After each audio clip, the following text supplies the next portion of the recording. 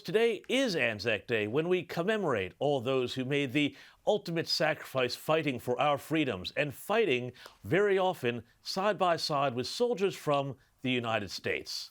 Which is why today it is so depressing to look at what is happening to the U.S. under Joe Biden, who seems, for whatever reason, determined to weaken America's standing, her military, and emboldening her and our enemies, making a mockery of a century's worth of shared sacrifice. Now, we've all seen the silly side of Joe Biden's green eco-warrior posturing, which this week included the bizarre spectacle of the U.S. president wearing his face mask on a Zoom call to discuss climate talks as bemused world leaders looked on. But there's a more serious side to this posturing, which recently also involved the U.S. Navy putting a mask on its own eagle logo. And this is it.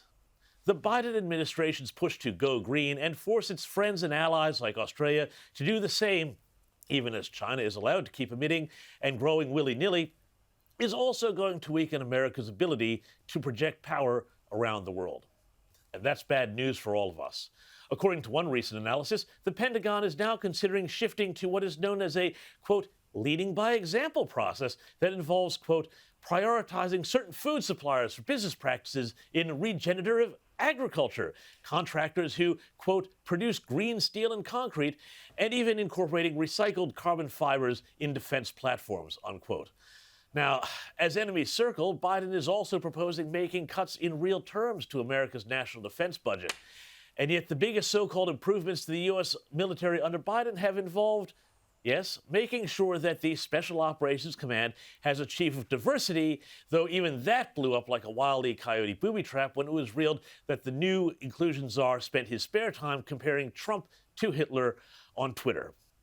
I gotta say, Putin and Xi must be quaking in their boots, or more likely laughing.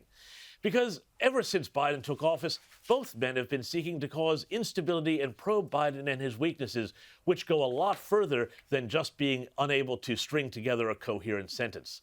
China is looking increasingly muscular when it comes to Taiwan, while Russia is conducting an unprecedented military build-up on the borders of Ukraine, actions which, whether they lead to actual conflict or not, have already raised the prospect of how Biden will or will not respond. Now, Donald Trump, for all his flaws, understood that thugs like Xi and Putin spoke in the language of force and that as bullies, they would be goaded by weakness.